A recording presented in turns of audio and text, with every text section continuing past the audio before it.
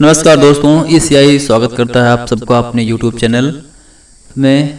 Good morning to all of you and friends. आज का जो टॉपिक है वो है जियोग्राफी से लिया गया है। जियोग्राफी के अंतर्गत आज हम आपको जो है भारत में ऊर्जा एवं खनिज संपदा से संबंधित तकरीबन 40 महत्वपूर्ण प्रश्नों यानी ऐसे प्रश्नों का अध्ययन करवाने वाले हैं जो कि एक दिवसीय वनडे एग्जाम में आने की संभावना बनी रहती है, या यूँ कहें कि किसी भी जो है वनडे एग्जाम में ये क्वेश्चन जो है काफ़ी महत्वपूर्ण साबित हो सकते हैं। तो चलिए एक एक करके जो है हम सभी प्रश्नों का अध्ययन बारी बारी से कर लेते हैं। चलिए देखते हैं। पहला प्रश्न है कि पवन ऊर्जा की स्थापित क्षमता के मामले में भारत का विश्व में कौन सा स्थान है? तो इसका सही आंसर है 5वां। जी हाँ, पवन ऊर्जा की स्थापित क्षमता के मामले में भारत का जो है 5वां स्थान। ठीक है। अगला प्रश्न है देश में प्रथम सोलर पावर प्लांट की स्थापना कहाँ की गई थी? तो भारत में जो है सर्वप्रथम सोलर पावर प्लांट की स्थापना जो है अमृतसर पंजाब में की गई थी और ये जो है 2009 में की गई थी। ठीक है। अगला प्रश्न है कि कोयले का वह रूप जो लकड़ी से मिलता जुलता है और जिसमें कार्बन का अंश 40% से कम हो उसे क्या कहा जाता है? तो दोस्तों उसे कहते हैं पीट कोयला। जी हाँ, उसे जिसमें जो है तकरीबन 40% से कम कार्बन होता है उसको हम पीट कोयला कहते हैं। चलिए अगला प्रश्न देखते हैं। अगला प्रश्न है वैसे प्राकृतिक संसाधन जिनका केवल एक बार इस्तेमाल किया जा सकता है क्योंकि ये नष्ट हो जाते हैं, इस प्रकार के संसाधन को क्या कहते हैं? देखिए, इस प्रकार के संसाधन को कहते हैं गैर नवीनीकरण योग्य संसाधन। जिनका नवीनीकरण नहीं किया जा सकता, जिनकी रिसाइकिल नहीं होती है, उन्हें हम गैर नवीनीकरण कहते हैं, यानी कि ये रिसाइकिल नहीं होते हैं। ठीक है। अगला प्रश्न होता है कि भारत के अधिकतर भागों में खनिजों की प्रधानता मुख्यतः किस प्रकार की चट्टानों में विद्यमान होती है? तो दोस्तों इसका सही आंसर है धारवाड़ क्रम की चट्टानें। जी हाँ, धारवाड़ की चट्टानों में जो है यहाँ पर खनिजों की जो है प्रधानता होती है। बहुत सारे खनिज जो है धारवाड़ की चट्टानों में पाए जाते हैं। इसी क्रम में अगला प्रश्न है कि एशिया का सबसे बड़ा पवन ऊर्जा केंद्र भारत के किस स्थान पर स्थापित किया गया है? दोस्तों का सही आंसर है मांडवी और ये पड़ जाएगा कच्छ जो कि गुजरात में पड़ता है। ठीक है। अगला प्रश्न है कि तरंग ऊर्जा पर आधारित देश का पहला ऊर्जा संयंत्र भारत के किस स्थल पर स्थापित किया गया है? तो इसका सही आंसर है विझिंगम और ये पड़ जाएगा तिरुवनंतपुरम यानी कि केरला में। ठीक। इसी प्रकार से अगला प्रश्न है कि भारत के किस शहर में बायोमास प्रकार का ऊर्जा संयंत्र लगाया गया है जो चावल के भूसे से चलने वाला एक ताप विद्युत संयंत्र है? यानी कि जो चावल की जो भूसी होती है उससे जो है ये प्लांट चलता है, यानी कि जो विद्युत संयंत्र है ये जो है चावल के भूसे से चलता है। तो इसका सही आंसर है झालखारी ये पड़ जाएगा पंजाब में, जो है चावल की भूसे से चलने वाला ये ताप विद्युत संयंत्र है। अगला प्रश्न है कि भारत के किस राज्य में सौर तालाब का निर्माण किया गया है जो एशिया में अपनी तरह का पहला संयंत्र होगा जो प्रतिवर्ष 220 लाख किलोवाट ताप ऊर्जा उत्पादित करेगा? जी हाँ, और ये सही आंसर इसका भुज जो कि गुजरात में पड़ता है। इस स्थान पर जो है सौर तालाब का निर्माण किया गया है और ये अपने आप में एक पहला जो है संयंत्र है जो प्रतिवर्ष तकरीबन 220 लाख किलोवाट ऊर्जा उत्पादित करता है। चलिए अगला प्रश्न देखते हैं। अगला प्रश्न है कि भारत के असम, मेघालय, नागालैंड, अरुणाचल प्रदेश तथा जम्मू कश्मीर राज्यों में किस प्रकार के कोयले की प्रधानता है? तो यह है टर्शरी। जी हाँ, टर्शरी कोयले जो है पाए जाते हैं असम में, मेघालय में, नागालैंड, अरुणाचल प्रदेश तथा जम्मू कश्मीर राज्यों में। अगला प्रश्न है भारत के हिमाचल प्रदेश के मणिकर्ण और जम्मू कश्मीर के लद्दाख में पुगा घाटी में किस प्रकार के ऊर्जा के दोहन के लिए परीक्षण किए जा रहे हैं? तो इसका सही आंसर है भूतापीय ऊर्जा। जी हाँ, भूतापीय ऊर्जा के लिए जो है ये लद्दाख के पुगा घाटी के जो है ऊर्जा दोहन के लिए परीक्षण किए जा रहे हैं। ठीक है। तो अगला प्रश्न है कि भारत के किस स्थल पर विदेशी सहयोग से प्रथम परमाणु ऊर्जा संयंत्र की स्थापना से परमाणु ऊर्जा के निर्माण की प्रक्रिया का शुभारंभ हुआ है। तो यह है तारापुर महाराष्ट्र में, और ये शुरुआत हुई थी 1969 में। जी हाँ, तारापुर जो कि परमाणु ऊर्जा संयंत्र के लिए महत्वपूर्ण बिंदु है, और ये महाराष्ट्र में जो है, और इस जो है 1969 में इसकी शुरुआत की गई थी। इसी क्रम में अगला प्रश्न है कि भारत में सर्वाधिक अभ्रक किस राज्य में होता है? तो इसका सही आंसर है आ से अभ्रक, आ से आंध्र प्रदेश। इसको ध्यान में रखना, ठीक है, अभ्रक आंध्र प्रदेश। ठीक है, अगला प्रश्न है भारत में पवन ऊर्जा उत्पादन में कौन सा राज्य प्रथम स्थान पर है? तो देखिए, पवन ऊर्जा के मामले में जो है तमिलनाडु जो है ये पहले स्थान पे है। अगला प्रश्न है कि नाथपा झाकड़ी जल विद्युत परियोजना भारत के किस राज्य में स्थित है?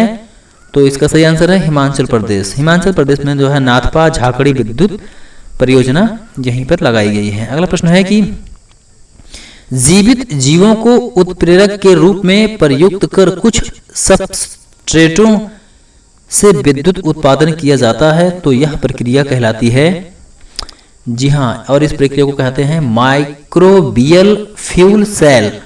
माइक्रोबियल फ्यूल सेल कहा जाता है। अगला प्रश्न है कि भारत सरकार ने पेट्रोलियम आयातों के भार में कमी लाने के लिए किस पौधे के बीजों के तेल को डीजल के विकल्प के रूप में उपयोग में लाने की योजना बनाई है? तो इसका सही आंसर है रतन ज्योत, जिसे जो है जेट्रोफा कर्कस भी कहते हैं, जिसका जो साइंटिफिक नेम जेट्रोफा कर्कस भी है। यानी कि रतन ज्योत जो ये पौधा है, इससे जो है पेट्रोलियम आयातों के भार में कमी लाने के लिए इसके बीजों के तेल को डीजल में जो है एक वैकल्पिक रूप में इसका प्रयोग होने वाला है। ठीक है, अगला प्रश्न है कि जब चूना पत्थर में मैग्नीशियम की मात्रा 45% से अधिक होती है तो उसे क्या कहते हैं? तो इसका सही आंसर है उसे डोलोमाइट कहते हैं। जी हाँ, डोलोमाइट कहा जाता है जब जो है चूना पत्थर में मैग्नीशियम की मात्रा 45% से अधिक हो जाती है तो उसे डोलोमाइट कहते हैं। अगला प्रश्न है कि क्रोमाइट लोहा और क्रोमियम का ऑक्साइड है। जो क्रोमाइट होता है ये लोहा और क्रोमियम का ऑक्साइड है। यह किस प्रकार के चट्टानों में पाया जाता है? कहने का मतलब क्रोमाइट किस प्रकार की चट्टानों में पाई जाती है? तो इसका सही आंसर है आग्नेय चट्टानों में। जी हाँ, आग्नेय चट्टानों में जो है क्रोमाइट पाई जाती है, जो कि लोहा और क्रोमियम का ऑक्साइड है। इसी प्रकार में अगला प्रश्न है कि पैगमेटाइट किस धातु का प्रमुख अयस्क है? तो इसका सही आंसर है अभ्रक का। जी हाँ, पैगमेटाइट जो है अभ्रक का अयस्क है। ये भी काफी महत्वपूर्ण क्वेश्चन है, आ सकता है एग्जाम में। और अगला प्रश्न है कि राजस्थान के किस क्षेत्र में सीसा एवं जस्ता का भंडारण पाया जाता है? यानी लेड और जिंक जो है राजस्थान के किस जो है राज्य में या किस स्थान पर जो है काफी अधिक मात्रा में पाए जाते हैं? तो इसका सही आंसर है जावर क्षेत्र, जो कि उदयपुर जिला में पड़ता है, जहां पर जो है सीसा और जस्ता काफी अधिक मात्रा में पाए जाते हैं। अगला प्रश्न है कि चांदी का सर्वाधिक भंडारण भारत के किस राज्य में पाया जाता है? चांदी का सर्वाधिक भंडारण भारत के किस राज्य में पाया जाता है? तो इसका सही आंसर है राजस्थान। जी हाँ, राजस्थान में जो है चांदी का सर्वाधिक भंडारण देखने को मिलता है, और यही बात है कि राजस्थानी लोग भी काफी गहने भी पहनते हैं। अगला प्रश्न है कि भारत में तांबा प्रागैतिहासिक काल से ही प्रयोग में आता रहा है। तांबा भारत में किस प्रकार की चट्टानों में पाया जाता है? तो इसका सही आंसर है धारवाड़ क्रम की चट्टानें। देखिए, अभी पहले भी बताया गया कि धारवाड़ में जो है काफी मात्रा में खनिज मिलते हैं, तो धारवाड़ में जो है तांबा पाया जाता है। अगला प्रश्न है कि कोयला उत्पादन तथा भंडारण की दृष्टि से भारत का सबसे बड़ा कोयला उत्पादक क्षेत्र कौन सा है? तो इसका सही आंसर है झरिया कोयला क्षेत्र। जी हाँ, झा से झरिया और झा से झारखंड, झरिया झारखंड, इस बात को याद रखना, झा से झरिया, झा से झारखंड। झरिया कोयला क्षेत्र झारखंड में जो है ये भारत का सबसे ज्यादा कोयला उत्पादन करने वाला क्षेत्र माना जाता है। और इसी क्रम में अगला प्रश्न है कि विश्व के कुल कच्चे तेल के उत्पादन में भारत का योगदान लगभग कितना प्रतिशत है? तो इसका 1%। जी हाँ, 1%, ओनली 1% जो है कुल कच्चे तेल का उत्पादन भारत अपने हिसाब से करता है। अगला प्रश्न है कि भारत की पहली तेल शोधनशाला कहाँ स्थापित की गई थी। ये भी काफी महत्वपूर्ण क्वेश्चन बना हुआ है और ये हुआ था डिगबोई में, असम में। जी हाँ, असम डिगबोई में जो है पहली तेल शोधनशाला बनाई गई थी। अगला प्रश्न है कि देश के अपतटीय क्षेत्र के अंतर्गत प्राकृतिक गैस का सर्वाधिक उत्पादन किस राज्य में होता है। तो इसका सही आंसर है असम। जी हाँ, असम में जो है देश के अपतटीय क्षेत्र के अंतर्गत प्राकृतिक गैस का उत्पादन सर्वाधिक होता है। चलिए अगला प्रश्न देखते हैं। अगला प्रश्न है कि ऑयल इंडिया लिमिटेड का अनुसंधान और विकास केंद्र भारत के किस स्थान पर स्थापित किया गया है। तो इसका सही आंसर है दुलियाजान। जी हाँ, दुलियाजान में जो है ऑयल इंडिया लिमिटेड का अनुसंधान और विकास केंद्र स्थापित किया गया है और ये दुलियाजान डिब्रूगढ़ असम में पड़ता है। जी हाँ, डिब्रूगढ़ असम में पड़ता है। इसी क्रम में अगला प्रश्न है कि कोयले और लिग्नाइट सीवनों में अवशोषित प्राकृतिक गैस है जो कि पर्यावरण के अनुकूल गैर परंपरागत ऊर्जा स्रोत है, इसे कहते हैं। जी हाँ, कि जो कोयला और लिग्नाइट सीवनों में अवशोषित प्राकृतिक गैस है और ये गैस जो है पर्यावरण के अनुकूल गैर परंपरागत ऊर्जा का स्रोत है, इसे कहते हैं कोल बेड मीथेन। जी हाँ, कोल बेड मीथेन जो है ये गैर परंपरागत ऊर्जा स्रोत है। इसी क्रम में अगला प्रश्न है कि भारत में कुल विद्युत उत्पादन का सर्वाधिक भाग किसके द्वारा उत्पादित होता है। जी हाँ, भारत में कुल विद्युत उत्पादन का सर्वाधिक भाग किसके द्वारा उत्पादित होता है। तो इसका सही आंसर है ताप विद्युत। जी हाँ, ताप विद्युत, और ये तकरीबन 70% के आसपास उत्पादित करती है। यानी विद्युत का तकरीबन 70% भाग जो है वो ताप विद्युत द्वारा उत्पन्न होता है। इसी क्रम में अगला प्रश्न है कि राष्ट्रीय ताप निगम की स्थापना देश में ताप बिजली के नियोजक प्रोत्साहन एवं विकास के उद्देश्य से किस वर्ष की गई थी। तो इसका सही आंसर है नवंबर 1975 में। जी हाँ, नवंबर 1975 में जो है राष्ट्रीय ताप निगम की स्थापना देश में की गई थी और यह जो है प्रोत्साहन एवं विकास के उद्देश्य की गई थी। इसी क्रम में अगला क्वेश्चन है कि अल्ट्रा मेगा पावर प्रोजेक्ट के अंतर्गत लगे संयंत्र की विद्युत उत्पादन क्षमता कितनी होती है। तो इसका सही आंसर है 4000 मेगावाट। जी हाँ, जो अल्ट्रा मेगा पावर प्रोजेक्ट के अंतर्गत जो संयंत्र लगाए जाते हैं इनकी कैपेसिटी 4000 मेगावाट की होती है। ठीक है, अगला प्रश्न है कि भारत का पहला अल्ट्रा मेगा पावर प्रोजेक्ट संयंत्र जो टाटा पावर के सहयोग से स्थापित किया गया है किस राज्य में है। जी हाँ दोस्तों, ये जो है मूंदा।